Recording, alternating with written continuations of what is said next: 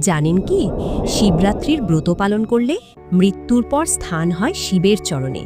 কাশীধামের জঙ্গলে বাস করত এক নিষ্ঠুর ব্যাধ। এই ব্যাধ এতই নিষ্ঠুর ছিল যে জীবিকার বাইরে সম্পূর্ণ অকারণেও সে প্রাণী হত্যা করত। আর এভাবেই তার পাপের ঘড়া পূর্ণ করে ফেলেছিল। একদিন শিব চতুর্দশী তিথিতে সারা দিন শিকার না পেয়ে ক্ষুধার্ত অবস্থায় জঙ্গলে পথ হারায়। ভয়ে কাঁপতে কাঁপতে সামনে একটি বিশাল বেলগাছে উঠে বসল। আর সেই গাছের নিচেই অবহেলায় পড়েছিল এক শিবলিঙ্গ। ডালে বসে রাগে দুঃখে হতাশায় সে গাছের পাতা ছিঁড়ে নিচে ফেলতে লাগলো। সবই এসে পড়তে লাগলো শিবলিঙ্গের ওপর।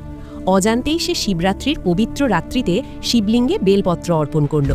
কিছুদিন পর ব্যাধের মৃত্যু হলো। তার অসংখ্য পাপের জন্য যমদূতেরা তাকে নিতে এলো। ঠিক সেই মুহূর্তে আলোকোজ্জ্বল রূপে উপস্থিত হলেন শিবদূতেরা। তারা বললেন, শিব চতুর্দশীর রাতে উপবাস, শিবলিঙ্গে বেলপত্র অর্পণ, এই পুণ্যের ফলে যমের আর কোনো অধিকার নেই তার উপর। এভাবেই এক